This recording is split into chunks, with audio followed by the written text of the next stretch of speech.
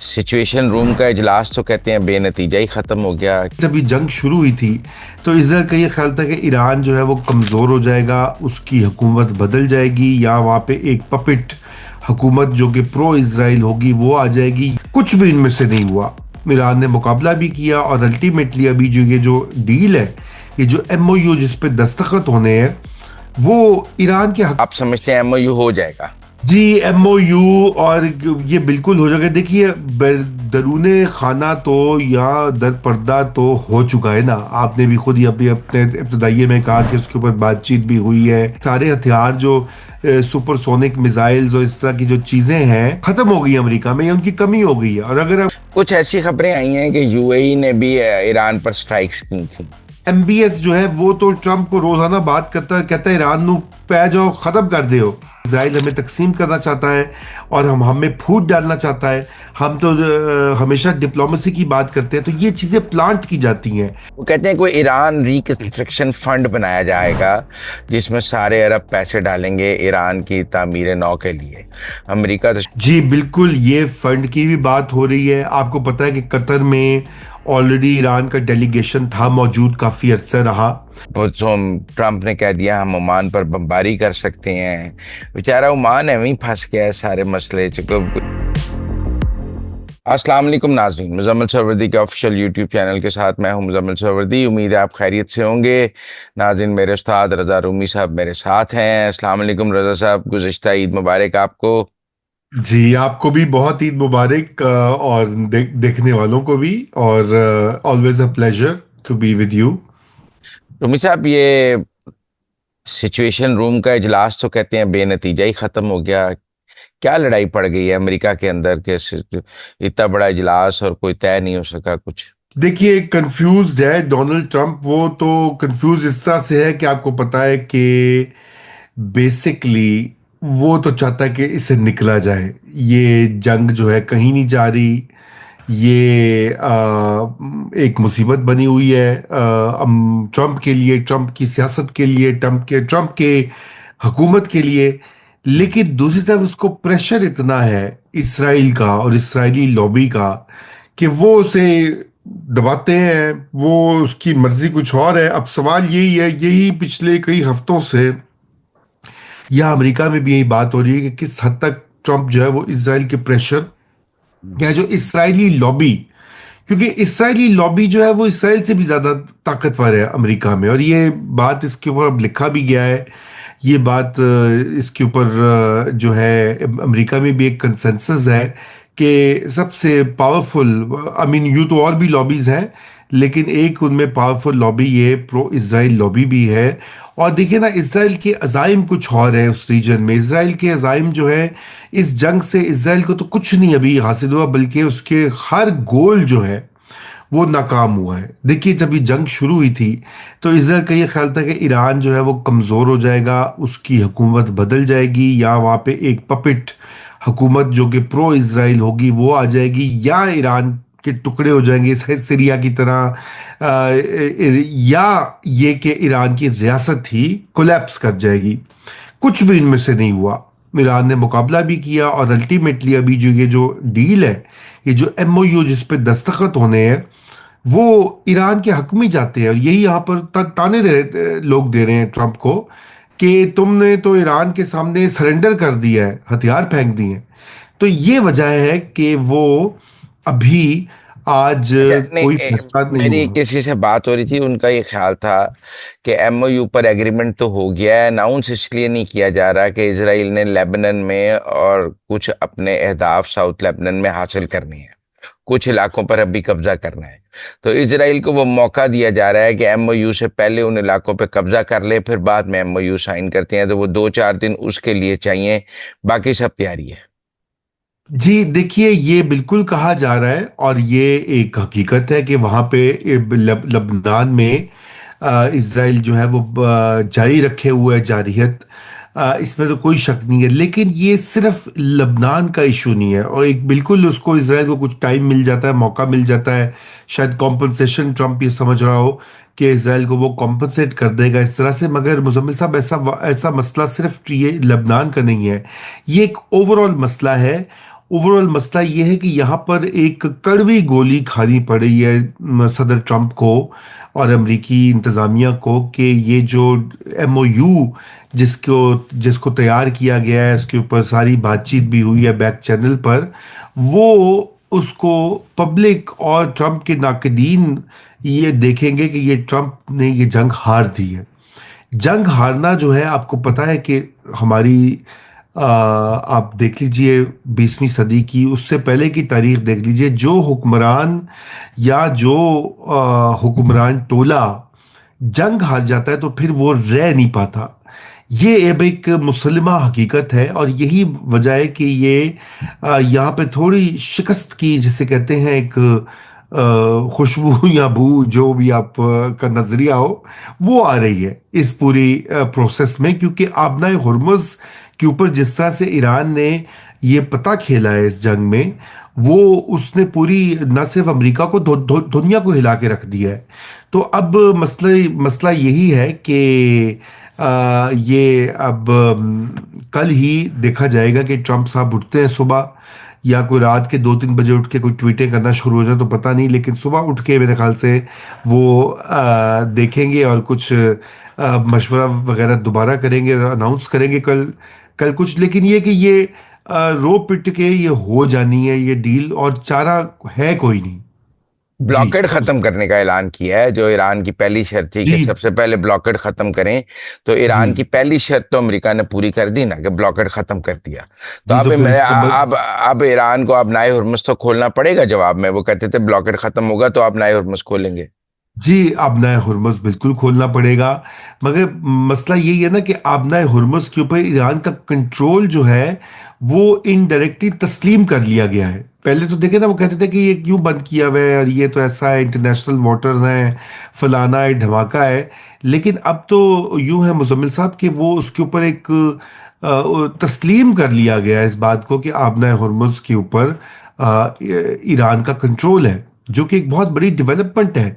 और मुस्तकबिल में उसके बड़े मुज़मिरात होंगे, क्योंकि इसी क्या कहते हैं, इसी मामले में जो गल्फ के जो ममालिक हैं, जो कि तेल और गैस एक्सपोर्ट करते हैं, खसूसन कतर और दीगर इस तरह के ममालिक जो हैं, उनके लिए भी अब ईरान से कुछ ना कुछ समझौता करना पड़ेगा।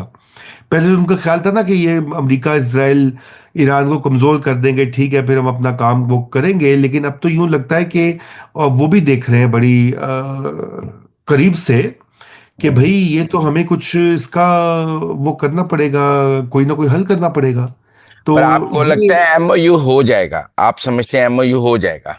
जी, एमओयू और ये बिल्कुल हो जाएगा। देखिए, दरूने खाना तो या दर पर्दा तो हो चुका है ना। आपने भी खुद ही अभी अपने इब्तदाइये में कहा कि उसके ऊपर बातचीत भी हुई है, वगैरह वगैरह।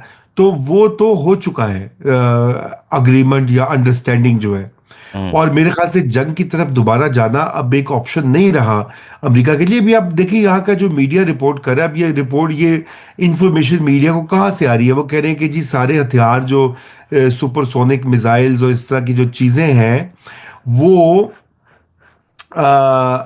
खत्म हो गई अमेरिका में, या उनकी कमी हो गई है। और अगर अब आपने उनको करना भी है दोबारा से कुछ जिसे कहते हैं तैयार करना, तो उसमें साल लग जाएगा। ये सीएनएन की ये सारा जो यहाँ का मीडिया है, ये भी पाकिस्तान की तरह, आपको पता ना, फीड किया जाता है जहाँ से आप को या नाज़रीन को भी अच्छी तरह मालूम है कि वो कहाँ से। अभी ये पाकिस्तान में तो कहते हैं जी व्हाट्सएप मैसेज आ गया है, मिन्नोआन कॉपी करके सारे चला देते हैं कि पहले एक जमाने में मामू का बेटा कामरान था, आपको याद होगा, हाँ। फिर वो जो सऊदी अरेबिया से रिहा होना था। तो अभी आजकल यहाँ पे इसी तरह के मैसेज चल रहे हैं कि जी मिसाइल खत्म हो गए ने, साल लगेगा, 2 साल लगेंगे। इसका क्या मतलब होता है? इसका मतलब होता है कि जंग नहीं हो सकती अभी, और ये हम्म। देखिए हमारे पास हथियार खत्म हो गए हैं। अब है कि नहीं, अमेरिका दुनिया की सबसे बड़ी आर्मी है मेरी मंतक में। मैं ये समझने से कासिर हूं कि कैसे सारे मिसाइल को कम पड़ गए हैं। अमेरिका ने तो कर करके दुनिया में सबसे ज्यादा $1 खरब खर्चता है अमेरिका सालाना हम्म। दिफाई अखराजात पर। तो कैसे खत्म हो गए हैं? तो इसका मतलब है कि ये एक तरीका है ना, ये एक तरीका है बताने का आवाम को कि जी अभी कमी है, हमें तैयारी करने में टाइम लगेगा, वगैरह वगैरह। तो बहरहाल ये है सूरत हाल सर। कुछ ऐसी खबरें आई हैं कि यूएई ने भी ईरान पर स्ट्राइक्स की थी। इसके नतीजे में आप देखते हैं आगे यूएई ईरान तल्लुकात खराब रहेंगे या आपको लगता है वो ठीक हो जाएंगे? नहीं, देखिए यूएई की आज ये जो वॉल स्ट्रीट जर्नल की रिपोर्ट है ना, देखिए ये वही अखबारात हैं, New York times, wall street journal, Washington post, के पहले ये कहते रहे कि जी एमबीएस जो है वो तो ट्रंप को रोजाना बात करता कहता है ईरान नु पै जाओ, खत्म कर दो।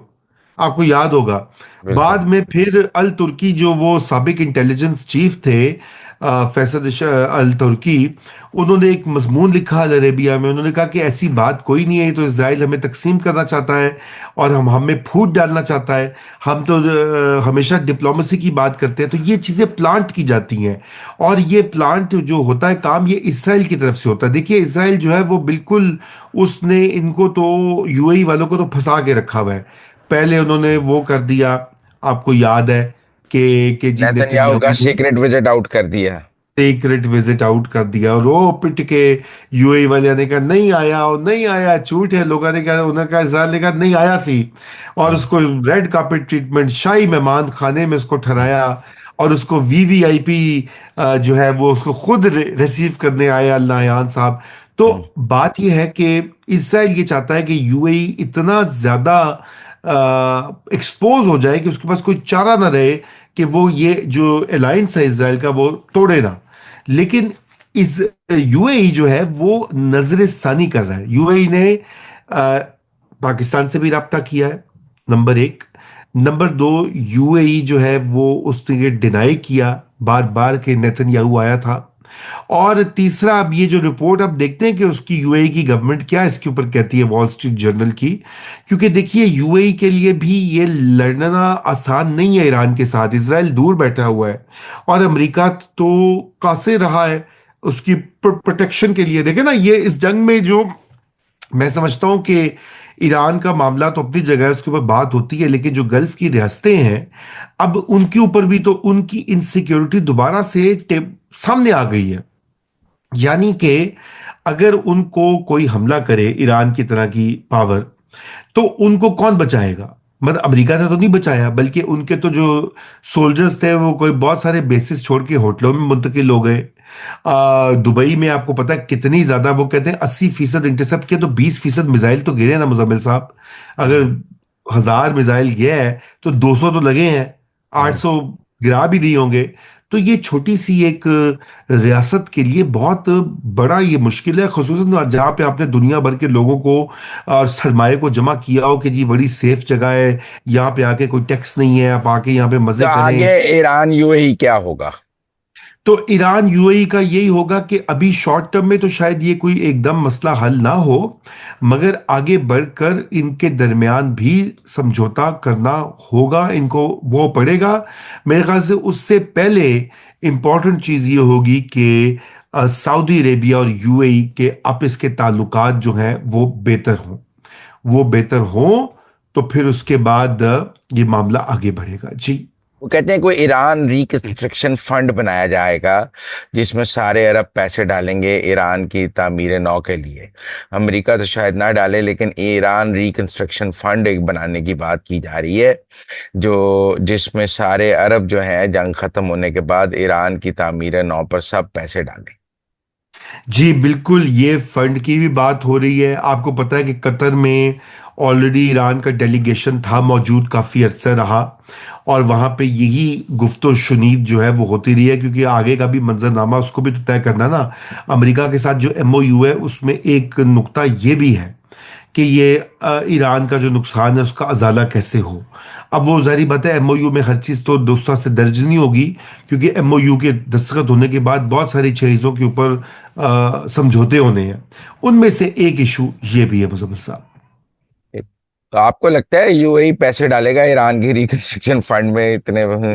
यूएई मुश्किल है कि अभी डालेगा, लेकिन बाकी लोग तो डालेंगे। मेरे ख्याल से अल्टीमेटली ये होगा, अमेरिका कहेगा तो यूएई के पास कोई चारा तो नहीं होगा वो उनको इनकार करने का। देखे ना, मसला ये भी है, ये गल्फ की रियासतों ने जिस तरह से अपने आप को पिच किया हुआ है, जिस तरह से वो इसराइल की गेम में, अमेरिका की गेम में आगे आगे, यही तो रोना पिटना। आपको पता ना, हमारे यहाँ भी उम्मा की नाकामी का जो सारा वक्त मातम होता है वो इन्हीं लोगों की वजह से होता है ना। खरबपति ये शहजादे और बादशाह है, और इनके पास दौलत की मतलब इनका सारा सरमाया मगरबी बैंकों में, स्टॉक मार्केट्स में, अमेरिकन, बरतानवी, यूरोपियन कंपनीज में लगा हुआ है। लेकिन आपस में बिल्कुल जिसे कहते हैं अब इट कुत्ते दा वैर आपस में बना लिया हुआ है। वो लड़ लड़ के मतलब सऊदी अरेबिया को से आगे निकलने के लिए सऊदी अरेबिया वाले चाहते हैं वो दुबई वहां पे बन जाए नया एमबीएस की, तो ये ख्वाहिश है। कतर वाले खुद लगे हुए थे पहले, उन्होंने किसी हद तक बना भी लिया था, लेकिन इस जंग में ये सारी इनकी जो सिक्योरिटी है वो नाकाम हो गई है। और अब इनको सोचना पड़ेगा सरनौ। तो यकदम ये काम नहीं होगा मुजम्मिल साहब के वो जिसे कहते हैं ये पैसे डालेंगे, लेकिन गोइंग फॉरवर्ड बिल्कुल ये करना पड़ेगा। जी। ओमान क्या बन गया है? वो आज भी मैं देख रहा था, वो अमेरिकन सेक्रेटरी ऑफ ट्रेजर कह रहे थे कि हम ओमान पर सैंक्शंस लगा सकते हैं। वो तो ट्रम्प ने कह दिया हम ओमान पर बमबारी कर सकते हैं।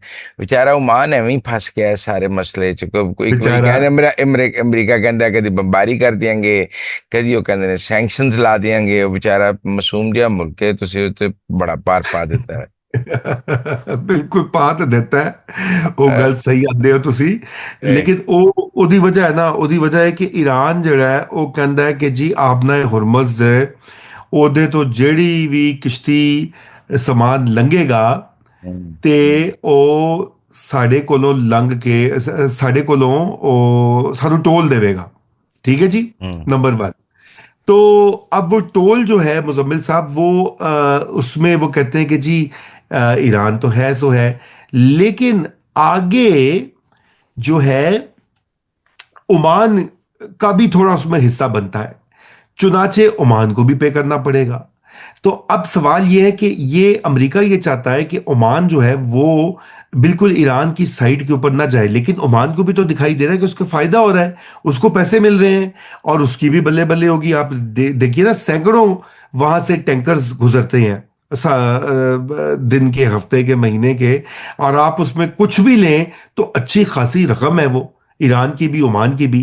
तो इसलिए ये वो अमेरिका चाहता है कि वो ये ईरान का जो ये पॉलिसी है ना टोल की, ये ना इम्प्लीमेंट हो सके, इसको डिफाई किया जाए, और उसको ओमान को काबू करना सबसे पहली कड़ी है। और ये क्योंकि ओमान भी देख रहा, देखे ना, अब ये सारे ममालिक देख रहे हैं कि ईरान की जो पावर है वो कितनी हो गई है इस रीजन में। और इसमें आप देखिए अमेरिका का बहुत बड़ा हाथ है। इससे पहले अमेरिका ने जब इराक के ऊपर जंग की थी 2003, कितने साल हो गए, अब तो 13-14 साल हो गए हैं, और वो भी बड़ी गलत फैसला था। उसके बाद इराक को जब उन्होंने उसकी रियासत को तोड़ दिया और वहाँ पे एक खला पैदा हुआ, तो वहाँ पे फिर जो मेजॉरिटी थी शिया लीडरशिप की, उन्होंने आके वहाँ पे सियासी पावर को संभाला। वो ईरान के साथ अलाइंड थे। पहले ईरान इराक की हमको तक कितने साल जंग लगती रही, और अमेरिका ने ये काम करके खुद ईरान को ये मौका दिया कि उसने अपना असर इराक में फैला लिया, फिर उसने अपना असर शाम में फैला लिया, फिर उसके बाद ये लबनान और हमास। तो ये जो मसला इजराइल और अमेरिका को रहा है दरपेश ईरान के साथ, वो ये रहा है कि भाई ईरान का यमन हर जगह उसका फुटप्रिंट आगे फैला हुआ था एज अ रीजनल पावर। हालांकि उन्होंने सैंक्शंस लगाई हैं, उनको तेल बेचने पे पाबंदी है, मकरूज किया हुआ है, उनको मफलूकुल हाल उनकी कौम को किया हुआ है, लेकिन उसके बावजूद आप देखें कि उन्होंने अपना आपको किस तरह से एक रीजनल पावर के तौर पे मनवाया है। और अभी भी वो एक सुपर पावर के सामने भी खड़े हो जाना तो बहुत बड़ी बात होती है, तो दूर की बात है। मतलब इराक तो बेचारा, आपको याद है कि पहली स्ट्राइक्स में क्या हाल हुआ था, और वेनेजुएला जैसा अमीर मुल्क जो है तेल की दौलत से माला माल, वो भी 24 घंटे के अंदर वहां पर भी तब्दीली आ गई थी। नहीं आई तो ईरान में नहीं आई। जी। तो अब ये भी तो हो सकता है ब्लॉकेड खत्म हो गया है, अब नाए हुरमस खुल गया है, तो अब कोई मुआहदा ना हो, बस ऐसे ही चलता रहे मामला। क्या है, मुआहदा करना जरूरी नहीं है। अब खुल गया, अब नाए हुरमस खुल गई, ब्लॉकेड, बस अब जाओ सिमरन जी लो अपनी जिंदगी, ईरान अपनी जिंदगी जी ले, अमेरिका अपनी जिंदगी जी ले। ये सिमरन वाला अच्छा आपने नुक्ता दिया है। अच्छा, अच्छा टच है ये से। इसको मैं कहूंगा बॉलीवुड टच है। जाओ, वो अपनी जिंदगी हाँ। जी ले, वो अपनी जिंदगी जी ले, क्या जरूरत है मुआहदा करने की, एमओयू करने नहीं। की। वो आज और सैंक्शंस लगा दिए अमेरिका ने, अमेरिका सैंक्शंस कायम रखे, बस जंग ना हो, सैंक्शंस रहे। हाँ जी। देखिए मुजम्मिल साहब, ये अल्टीमेटली मैं आपको बताऊं यही होगा। ये ये कोई डील वील तो इनके मामलात इतने पेचीदा हैं कि इनको सॉल्व करते करते कई महीने साल लग सकते हैं। इसलिए अल्टीमेटली जो काम होगा वो यही होगा कि ये एक काम ठंडा हो जाएगा, और वो काम ठंडा होगा, और उसके बाद जनाब ये जो है ना मामला आगे बढ़ेगा, और काम चल जाएगा। यानी कि बगैर किसी डिटेल्ड मायदे के आगे रफ्ता रफ्ता जो नुक्ते हैं बारीक, उनके ऊपर गौर व खौस होता रहेगा, डिबेट होती रहेगी। लेकिन ये जंग जो है ये अब बंद हो जाएगी। लेकिन ईरान को अभी भी ये शक है कि वो ये समझते हैं कि जब तक कोई गारंटीज नहीं होगी तो ये अमेरिका दोबारा कभी भी कर सकता है। और इसी वजह से उन्होंने पहले बहुत सारे जो इनके थे प्लान्स, उनको और अमेरिकी ऑफर्स को उनको बड़ी शक की निगाह से देखा।